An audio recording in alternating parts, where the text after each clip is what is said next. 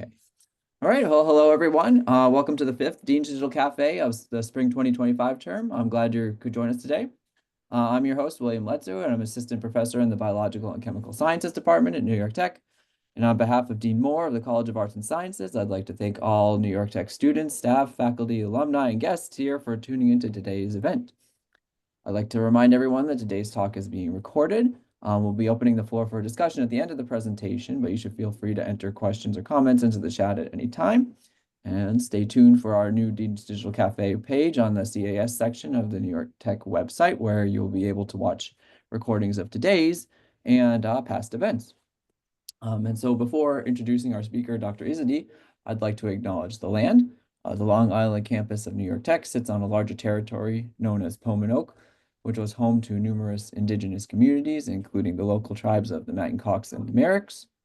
I'd like to acknowledge the land and the stewardship and sovereignty of the native peoples and their enduring importance, even in this virtual environment, and to our work and community here today. All right. And now it is my great pleasure to introduce today's speaker, Dr. Michael Izady. Dr. Izady received his doctorate in Middle Eastern Studies at Columbia University and has taught at institutions including Harvard, the Smithsonian, Uppsala University, the Free University of Berlin, Fordham University Pace, and of course, New York Tech, where he now serves as a full-time faculty in the Department of Humanities.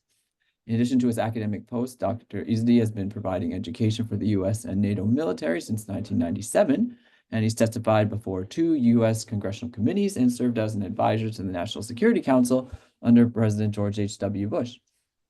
And in addition, he has received a total of 5 years of NEH collaborative grants for his scholarly works and routinely serves as a consulting source for the UN, the U.S. Mapping Agency, and media outlets, including the BBC, New York Times, The Economist, PBS, and NPR.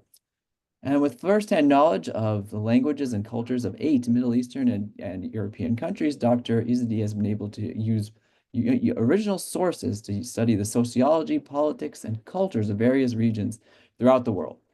Today, he's going to be telling us about the history and current controversy surrounding U.S. citizenship. So welcome, Michael. We're excited to hear more. Thank you very much, Dr. Letsu. That was a wonderful introduction. I hope I can stand up to that wonderful presentation. Provided by some wonderful people. Yeah, very kind. Firstly, I guess you have guessed, I'm an immigrant myself. So the idea of citizenship and moving from one country to the other, it is not a theory to me, but it is a reality. It's a fact. As a matter of fact, I lived through all these processes myself. And therefore, when I speak about it, it is something which is very close to my heart and also brings back lots of memories, lots and lots of memories. As Dr. Letsu mentioned, I have spoken to the American and NATO militaries for 17 years. And I remember I always brought that up because, you know, my American citizenship, I always told them is by choice, not by force. I wasn't born here. I chose to come over here. And I told these people who are the warriors that, well, I'm at least equal to you folks because you didn't choose to be American. I did. But that was the process of citizenship. That is, America made it so easy for people to become citizens of this country that, well, the country has become a country of immigrants, basically. If you look at it, pretty much everybody except the indigenous people are immigrants. In fact, indigenous people are immigrants too. They came from Asia. So mankind leaving Africa and coming to various parts of the world, everybody is an immigrant. The point is whether or not we welcome them or we treat them with disdain, as majority of the countries in the world do that, even today, you know. So instead of theory, let's just move forward. The reason, of course, I brought up this particular issue to discuss is because what is happening recently. And I would like to ask you genuinely to please raise your hand and ask questions if it occurs to you. Don't wait for the last minute. I will open up the session to question and answer at the very end. But there are so many questions and so many issues we'll discuss that you may forget it or it would become kind of like stale. So if it is a burning question, raise your hands and ask it. But if it is a general question you would like to wait at the very end, I will, of course, invite everybody to ask questions at the very end as well. So you have two choices. You come up with it. If you look at it, the reason of course, recently is with the new president coming to office. One of the first acts that he, of course, committed was to issue a presidential edict saying that birthright citizenship should no longer be respected vis-a-vis the immigrants, illegal immigrants, and that which, of course, the law calls illegal aliens, because law needs to be very, very specific, and it does.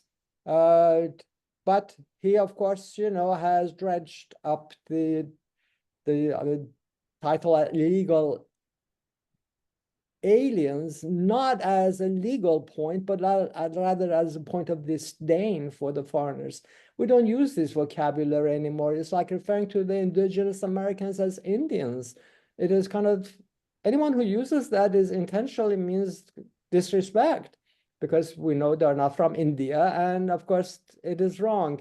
So to say that children of the illegal immigrants are not citizens even if are born here, or nor do they qualify to become citizens. Naturally, a court injunction was issued immediately to stop him. And well, next step would be the case would be appealed, which has been appealed already by the new administration. And it will go to the Supreme Court for the Supreme Court to decide whether or not birthright citizenship is something that people who are born in America can claim. And as you would be seeing, it is not a slam dunk question at all. As a matter of fact, it may be denied by the Supreme Court. There is fair grounds to actually deny such a thing, which is bizarre because all of it comes from the 14th Amendment to the Constitution after the Civil War, which actually discusses directly the question of citizenship and discusses how one get citizenship. And the Supreme Court may decide to break with the tradition that we have had since 1868 and say, no, being born American, you do not automatically become American, but rather you have to also fulfill a second condition that is found in the 14th Amendment of the Constitution. All courts for 160 years, they have always looked at the first condition, being born, as good enough for citizenship. There's a second condition, and we're going to discuss that momentarily, of course. So the president that we have today in office, he is not whistling nonsense. There is a second condition, all right? But the courts have decided to ignore it. That is the ground on which he's planning to, appeal. But the Supreme Court may decide to go along with the 160 years of tradition and say, no, being born is good enough. You get citizenship. What is citizenship, if I may bring it up? Citizenship is not something normal. It is very recent, as a matter of fact. In most part of the world, the idea of citizenship did not even exist. You are a native, meaning you are born there, your nativity has taken place there, and you're a native, okay? Well, then you're a native. Am I a citizen? No, you're a subject. The idea of citizenship, you find it first time mentioned, to the best of my knowledge, by the Romans, where when the Roman Empire was created, they called those people who come from the city of Rome citizens. The name implies what it means. From the city of Rome, you're a citizen, all right? Those who were in the city of Rome, they received all kind of goodies from the government, although the Roman government is spread far and wide from Scotland all the way to Iraq. But the people in the city of Rome, being citizens of Rome, the city of Rome, naturally, they got privileges such as receiving rations, wheat, which would be turned into flour for bread, later on pork, and even on occasions olive oil and other goodies. What we call today in America food stamps, okay? Citizens receive food stamps in America. Non-citizens do not. Except as of late, of course, particularly in the Biden administration, many cities and states, and even earlier than that, during the time of the Obama administration, and some states and places declared themselves sanctuaries, and they started providing help, food help and other helps to the immigrants of any kind, basically as a gesture of good-heartedness, not because of the legal right, all right? As you know, laws change all the time from place to place, from time to time in every country. Laws are not good necessarily. We had a law that said people couldn't own people. That didn't make that law good, all right? Laws change. And people change along with it. And laws reflect the change of condition among in the society and the thought processes of the people naturally. So if we decide that, for example, all the immigrants, regardless of the status, they should be provided help, well, then we would. There's nobody to prevent it because the laws are made by man. This is the laws of man. These are not, chiseled in rock as the Ten Commandments of the laws of God. If you believe in a deity, if not, all laws are made by man anyway, and they can change naturally. However, there is a law that doesn't change that easily, and that is what we normally use as a foundation of all our debates and discussion, namely the Constitution. In case of United States, the Constitution of United States. Constitution, most countries in the world, I would say probably except for two, they have a constitution. That is the basic law that constitutes that country. Basically tells people what is it? Is it a kingdom? Is it a republic? Is it what is it? And stuff like that. It is basic laws. Our Constitution did not speak about citizenship at all, for a very good reason. The world didn't talk about citizenship. As I mentioned to you, the Romans did because they were distinguishing those who were subject of the Roman Empire from one end of the world to the other, as they were, from the people in the city of Rome who were citizens. Later on, citizenship of Rome was extended to everybody. But the goodies that were distributed to people did not go to everybody. So the name was expanded. Everybody became a citizen. What is the citizenship? What it is, that it is a fundamental difference, and you should know that between being a subject of a state and a citizen of the state. Subject means you have to obey the laws of that state, and you are protected to a great degree. However, citizen is the one who has ultimate rights in the state, including choosing how the state is run. In case of United States, ability to vote, all right? So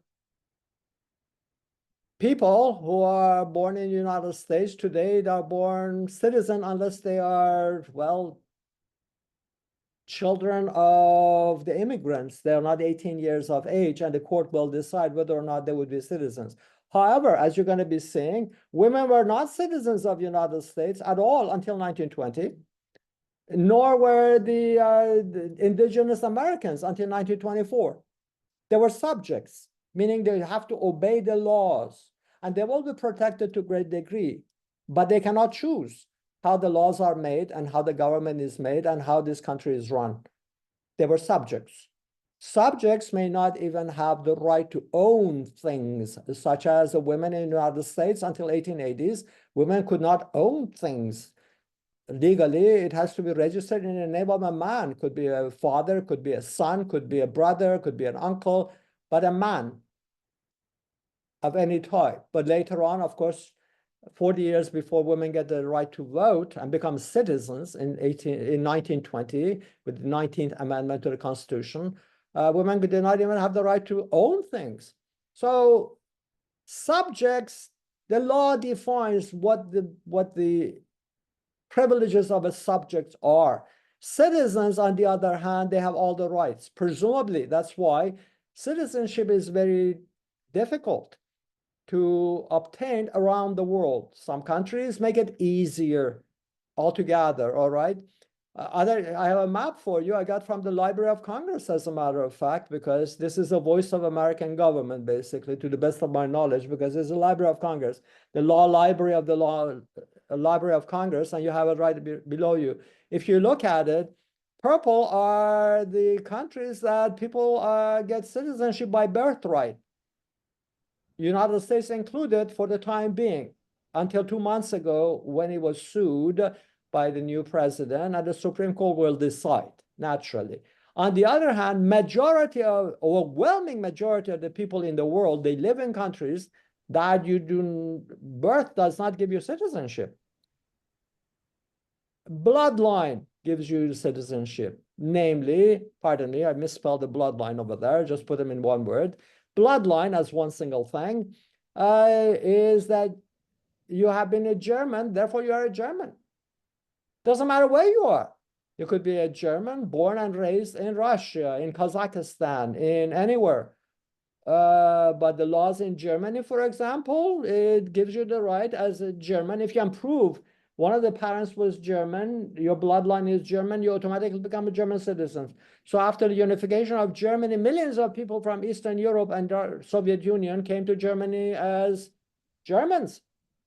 Meanwhile, there were foreigners living in Germany for 2 generations, Turks, for example, and Kurds, for example, for 2 generations, sometimes 3, that they were still not citizens. Why? Well, your blood is not the German blood. Oh, you are a subject, absolutely, but you're not a citizen. And as a subject, you could be expelled at any moment. Subject does not have the right of citizenship. You cannot claim I'm staying here. You could be removed. Subjects can be removed. There are, as you know, the laws of mankind, they are a bit iffy. They are not always 100%. For example, even at the time when the women in the United States were not citizens, but they were subjects, they were not removed. I mean, how would you remove all women from the United States? So why have such a law? As I said, the laws of mankind are as good as the mankind itself, namely, they're, well, kind of not 100%. They're faulty, put it mildly that way, all right? So the birthright citizenship, it is something that you find in the continents of Americas, not all the countries, but majority of them. They have the birthright citizenship because they have always wanted to encourage immigration, because of course the Americas and Australia, New Zealand, these are the 3 continents of the New World. They were banking on immigration to actually May I hold you? Are you trying to Sure. say that or not saying, you actually are saying that the suffragettes were such a pain in the neck to the establishment before, the 19th Amendment, whatever it is, could have been kicked out of the country legally and Yes, gotten rid of that way? yes. Wow. Well, in 1868, African Americans were about to be deported to Africa. We're going to discuss that. And that is why the 14th Amendment came and gave citizenship to the African Americans so they would not be deported. That is the reason we have a 14th Amendment. It was to prevent the deportation of African Americans who were not freed up from slavery. And the Southerners they had no use for them anymore, so they deport them back to Africa. And these people say, excuse me, deporting me back? I've been born here since 1600s. Deporting me back? Remove the back part. You just want to deport me. That's what it is. Women could be deported as well, but where? The laws are not exactly thoughtful. They're not made thoughtfully like that. So before the citizenship, the subject can be deported at a given time. In fact, today, these two have a modern name in America. This one is called green card. If you have a green card, meaning permanent residency, you are a subject. You have no voice into how to run the government. You cannot vote, and you can be deported. Citizenship, on the other hand, once you have gone through the process of applying, living for 5 years, not committing crimes, paying your taxes, everything else, then you get a citizenship. So what I put in here, subject and citizenship, is not an alien concept. We have them today for people who emigrate to this country. That is green card. This is citizenship. So once you are a citizen, there is a tiny possibility of losing your citizenship. That is anyone, any American, if you wage war against this country, such as siding with the foreign terrorist organizations.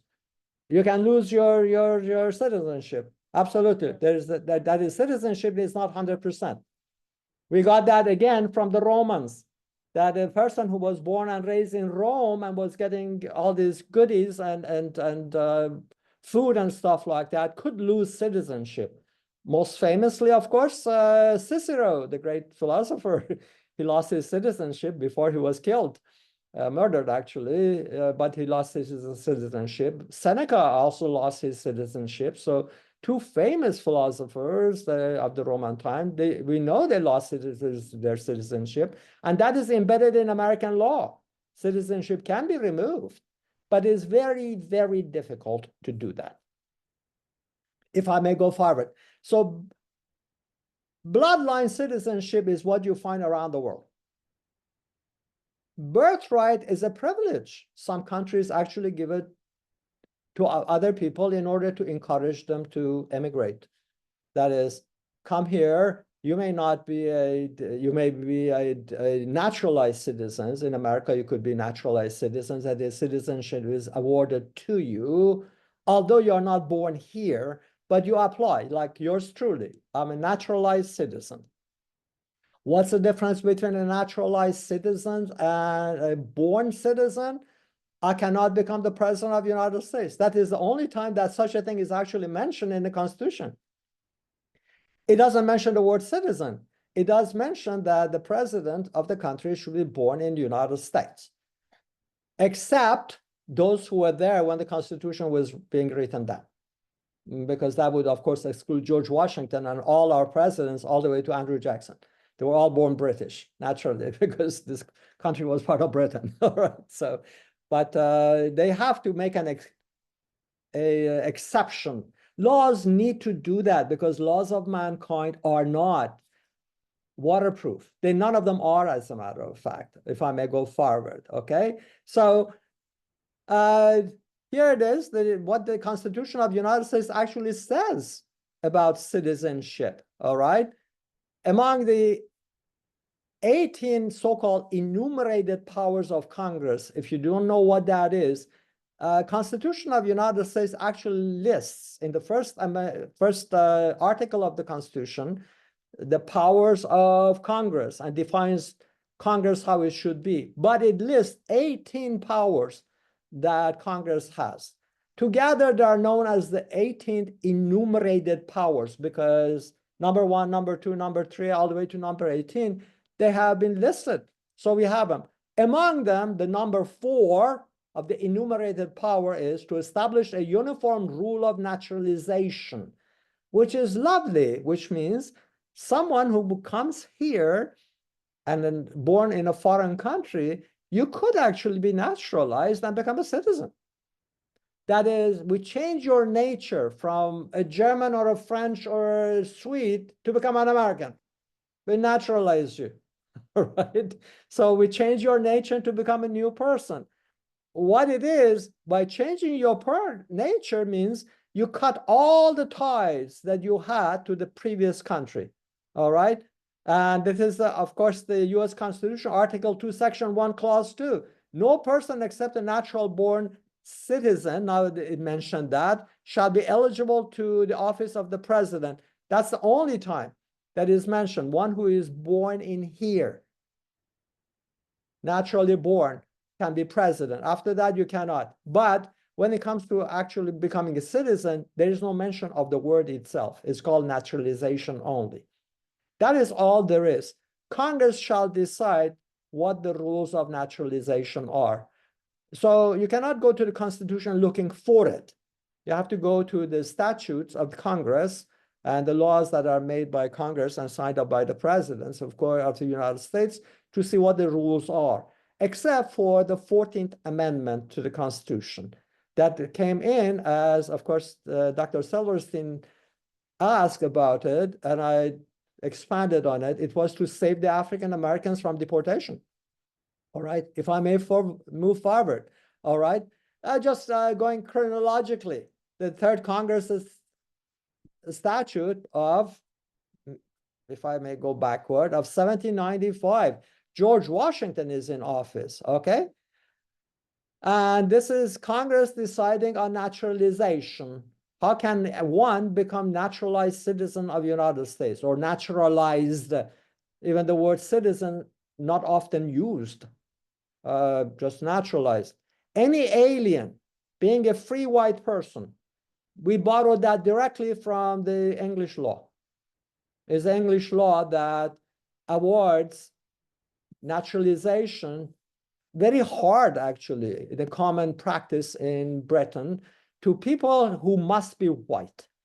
You cannot be otherwise. So people from Middle East, from North Africa, and the Slavic people were not considered to be white. Definitely people from sub-Saharan Africa were not, or China. But even the Slavic people were not considered to be white people. So it wasn't so much of a skin color. It was a skin color plus something else that they like to define. It could be culture, could be religion. No Muslim, for example, could become a citizen. So it could be a combination of all sorts of things. In case of United States, we just wrote down a free white person. So should be white and cannot be a slave, all right? Why add free to white person? Because no white person was a slave in the United States. Those who wrote it, they just added to it in order to presumably that if a person who happens to an octoroon and looks white, or even more than an octoroon, is 1/16 non-white and looks white, but happens to be a slave, well, you're not a free white person because someone who is 1/16 non-white could claim being a white legally, but you're not free. Well, as I said, the laws of man are not perfect naturally, and that is what you have. So a person may be admitted to become a citizen of the United States on the following condition: he shall have declared 3 years continuously that he would like to become a citizen of the United States. Not to be here for 3 years. He has to be here for 5 years, but for 3 years, you should have repeated that. Today, if you want to become a citizen, you have to be permanent residents for 5 years, meaning you have to be a subject for 5 years and then apply to become a citizen. So this hasn't changed very much, except for no longer you need to prove that you declared you would like to become a citizen for 3 years, except when you become a permanent resident, you apply for citizenship at the same time. By that, you basically saying, I would like to become a citizen. Or you don't. You just sit on it and you are a subject of the United States permanently. You're a permanent resident. And of course, you have to fill out questionnaires. Questionnaires that many people who are foreigners coming to living in the United States to become citizens, they forget the fact that these papers you are filling out can destroy your life. You better pay attention because it is so cute and so nicely written, such as, are you related to any foreign prince or princesses? All right. Have you ever been a sympathizer of the Nazis or the communists? And people just kind of poo-poo these things and throw it away, not realizing bad comes to worse. If we find out that you lied on your application, anything, including, are you entering to United States to engage in vagrancy? Become a beggar. If you say no, or engage in moral turpitude, such as becoming prostitute or things like that, a person, even as a citizen, could be deported and citizenship removed. So these questionnaires, they should be taken terribly seriously, and yet they are so soft and gentle because they reflect basically what you have in this Third Congress Statute of 1795. Rewarded in order to sound modern, but they're basically that, all right? So I don't read all these things because you can read them. I just give you the gist of it myself, all right?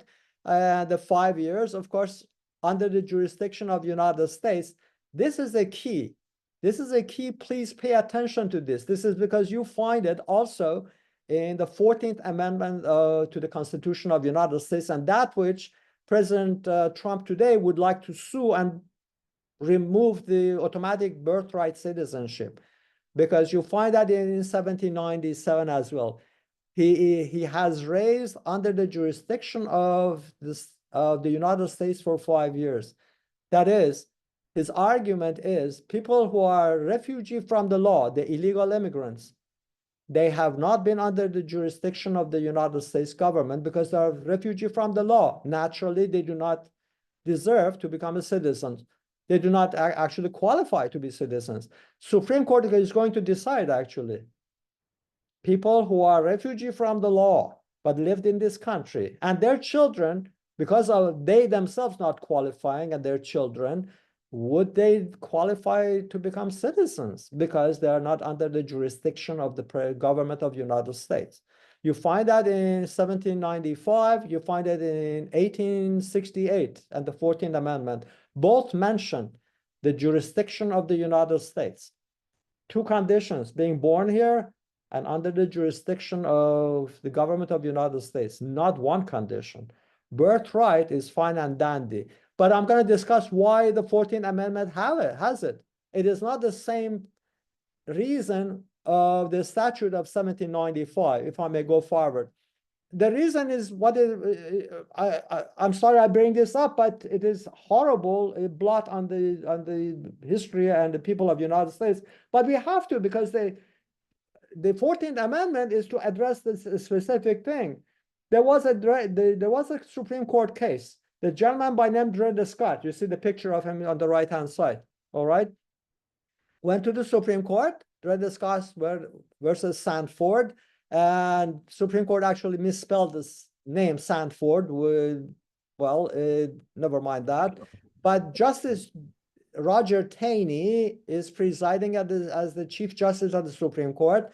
The thing was, Mr. Scott, having lived in Chicago, his owner, the slave master, having taken him to Chicago from St. Louis, Missouri, he lived there. The owner died, and the gentleman was in Chicago for a long time. Then the wife of the owner, later on in life, she decided to move to New York City, and she was going to sell everything that they had in St. Louis and bring money to New York City. Well, they found out one of the things that they owned, there was a slave, because Missouri was a slave state, of course, at this time. And it has been moved to Chicago. Illinois was a free state. Slavery was not allowed. So Mr. Dred Scott and many of the Americans, white Americans, who were legal experts, they sued in order to get Supreme Court to declare Dred Scott free, that his slave master has died and he has lived in a free state for a long time. What they got could not have been more opposite of what they expected. Justice Taney's court declared not only Mr. Dred Scott is a slave, all African Americans are actually non-citizens of the United States, regardless of being a slave or being a free man. As Justice Taney wrote, the Constitution of the United States was written by the white man for the white man. Because of that, Black people do not have the right to sue in the court system of the United States because they're not citizens. So Dred Scott cannot even sue. He is what he is. He's a slave, and he cannot even sue, and he's a three-fifth of a human being, as defined in the old Constitution. So that was the end result of the Dred Scott case. It actually threw a monkey wrench into the whole thing and rendered all African Americans non-citizens. Even those who have been citizens as a free African Americans in northern states, completely gone. So that was a Taney's decision, all right? Do not think of Taney as a bad person.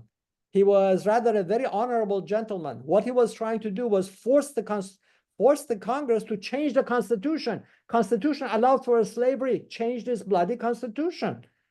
And it was, of course, changed by the 13th Amendment. Immediately in 1865, when the Civil War ended, the first one was just ready to go and freed all the slaves, saying America doesn't have slaves anymore.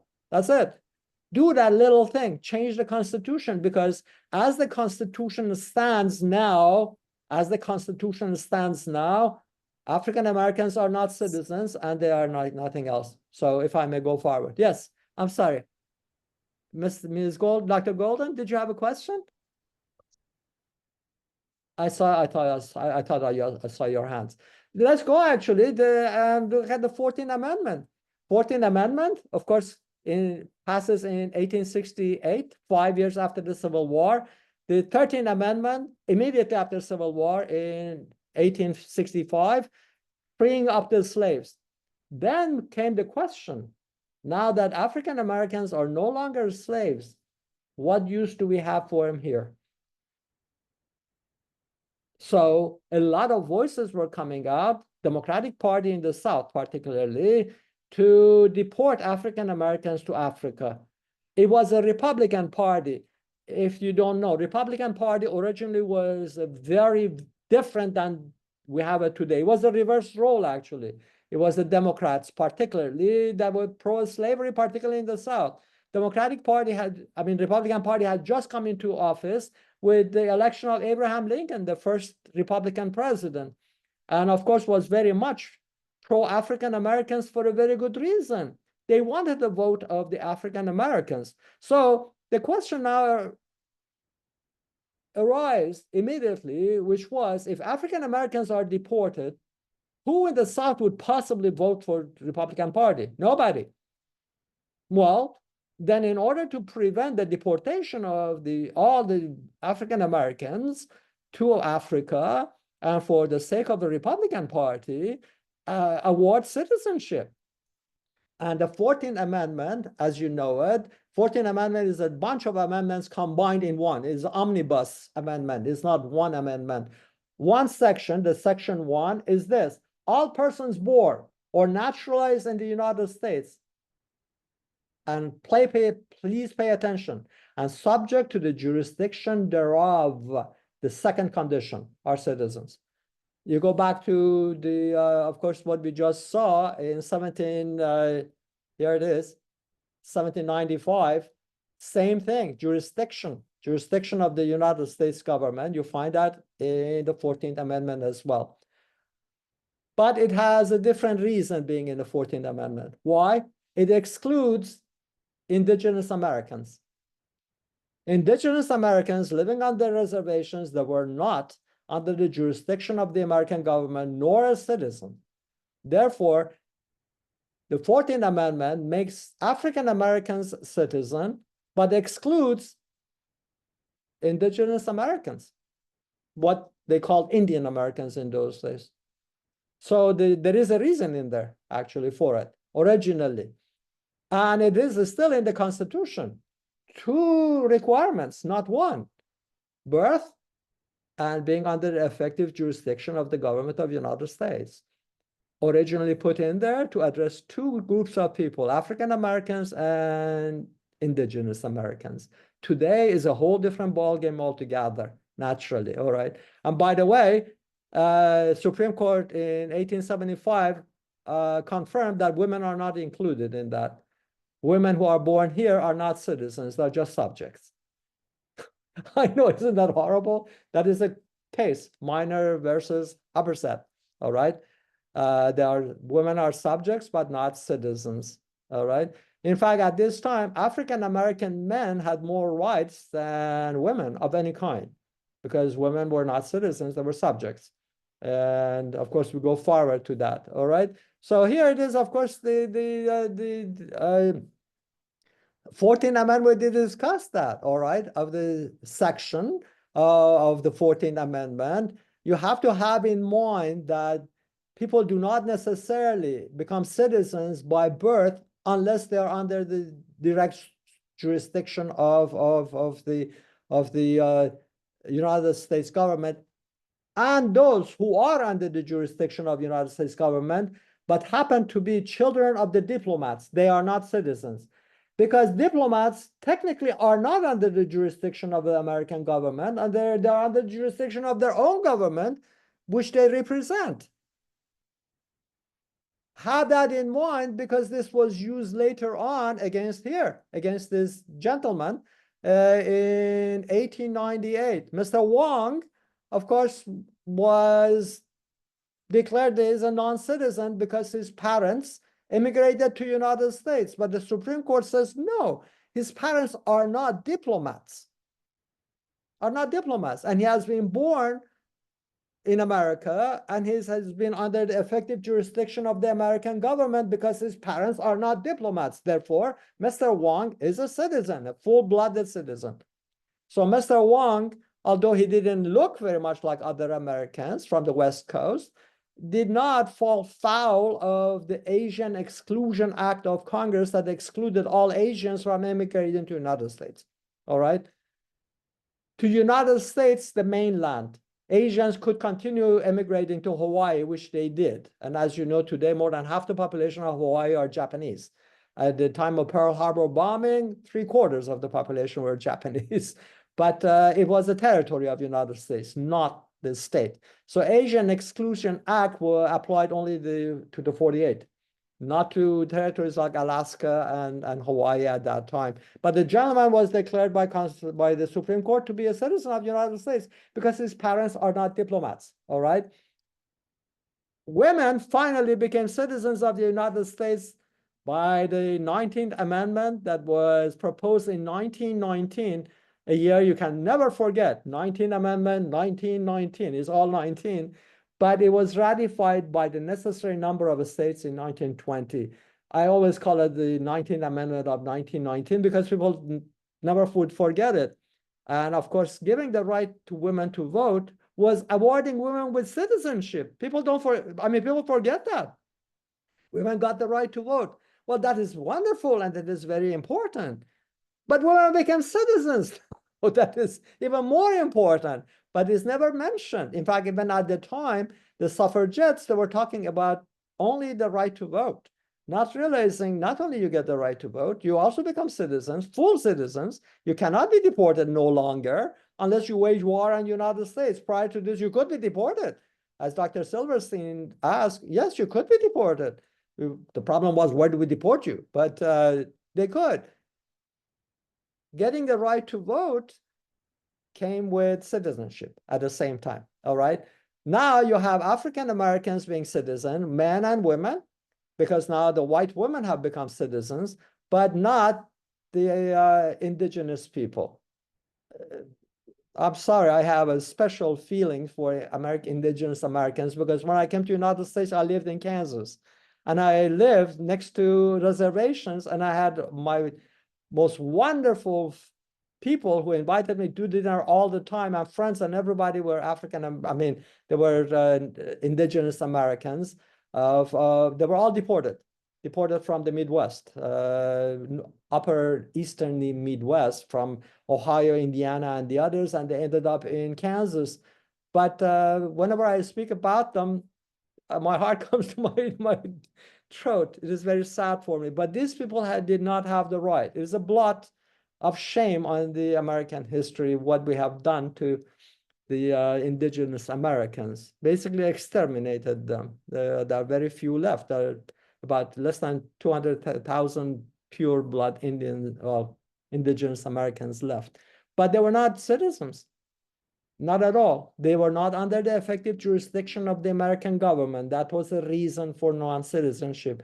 And in 1924, the Snyder Act expanded citizenship to all indigenous Americans, not realizing they also have become citizens, not realizing they also just lost their independence.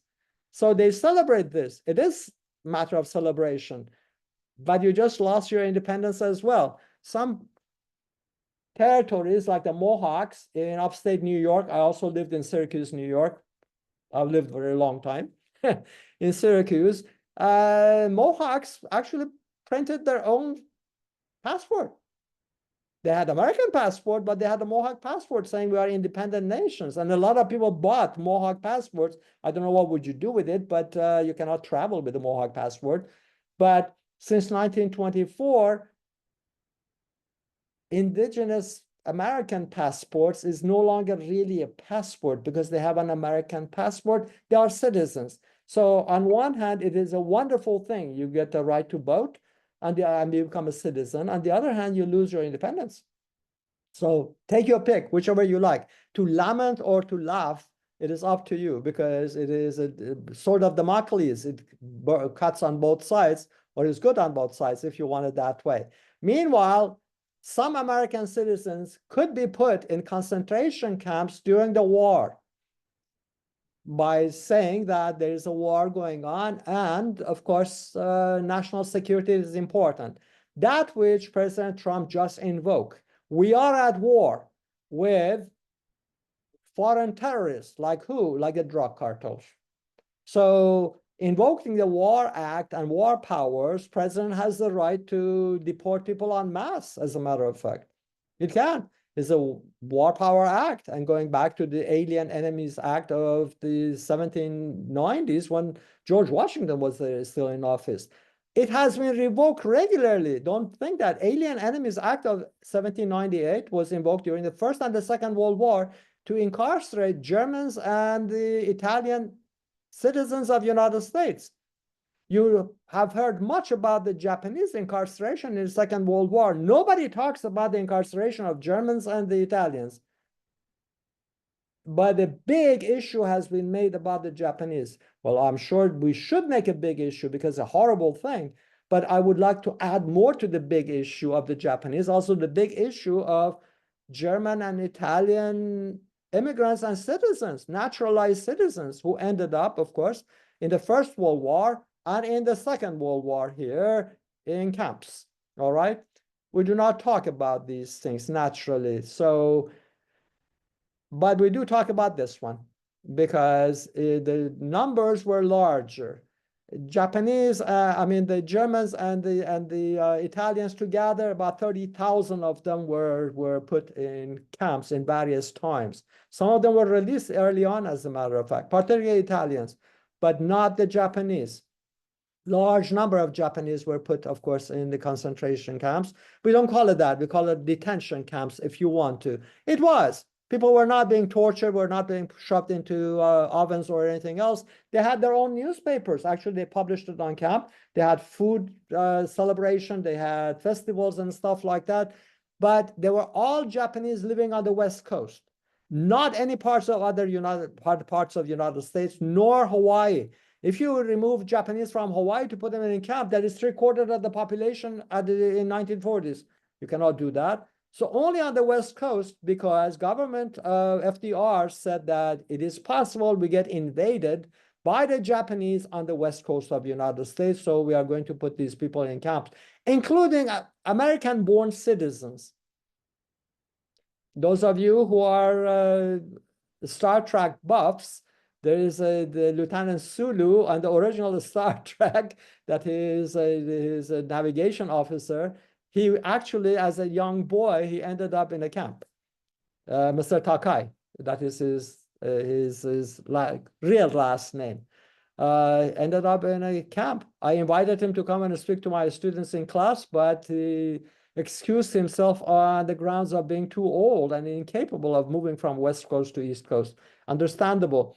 But what happened was to realize it was not a racist thing, but it was more of a security thing, because the Germans and the Italians are put in the concentration camps.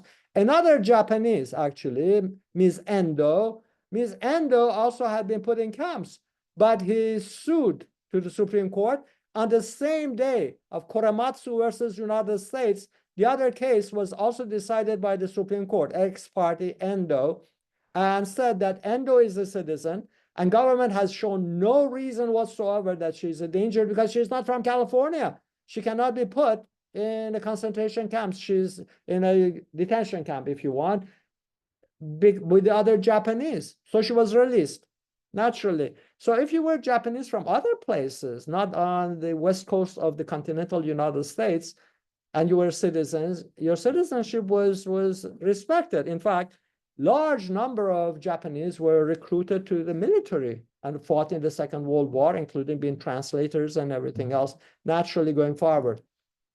Time is running up. Loss of citizenship I have mentioned to you, namely the waging war against United States. That would be the reason to remove citizenship of anybody. Doesn't matter, a naturalized citizen or otherwise.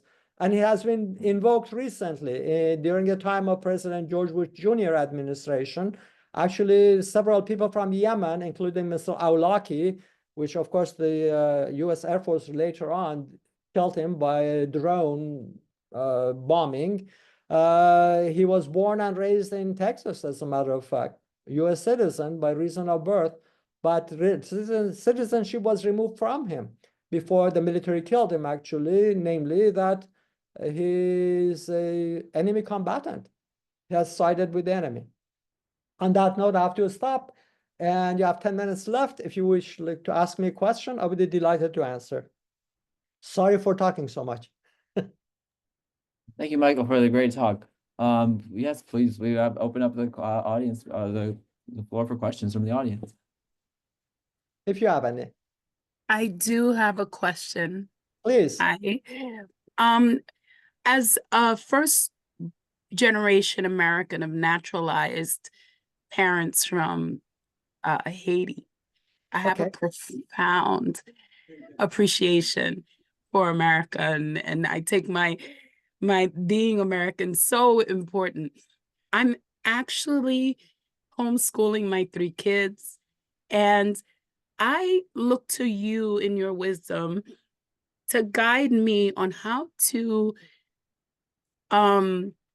position the history and the pains of the past with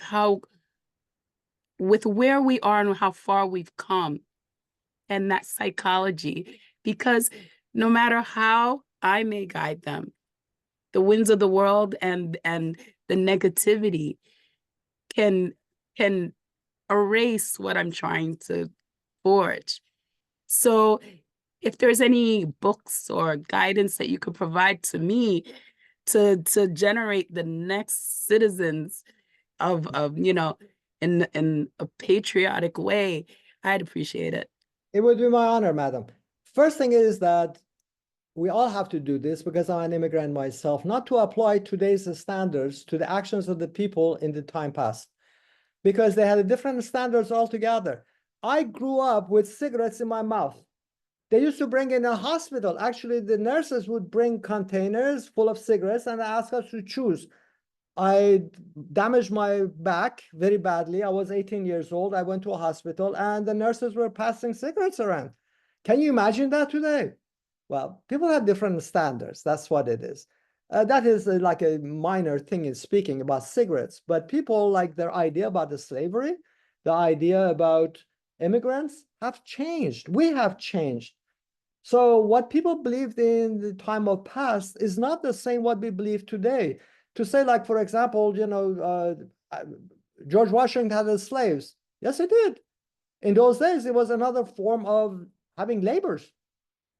It was, he himself says, this is a form of labor that I think to be abhorring. It's horrible. We should get rid of this institution. And he freed all his own slaves. Others did not. But it was a cost. It was a time that things were changing. Today, we should know that immigration to the United States and coming, it is going through the process of change all the time. You mentioned you are from Haiti. If you don't know that today, only the Haitians have the right to asylum. All others, legally, they have no right to asylum. Why? Because the Geneva Convention tells us people who run away from whatever reason, oppression, fear of death and stuff from a society, they have to accept asylum in the first country arrive at, which is safe. So people who come from like Central America, South America, walk through Mexico. Mexico is a safe place. You have to accept, you have to ask asylum in Mexico, not in the United States or Canada. Those who come from Canada, they have to do that. You cannot be choosy. But people coming from Haiti, they get on a boat and come directly to Florida. That's the first country of arrival. You have the inherent right to asylum. Not people who walk through other countries and make it to the United States. That is the Geneva Convention, okay? So that's all. That's all I can tell you, that you're on the right, and do tell your children not to use today's standard to judge the people in the past, but to make themselves better. We're continuously making ourselves better. Thank you. I'll show them this recording. My pleasure, madam. Any other question?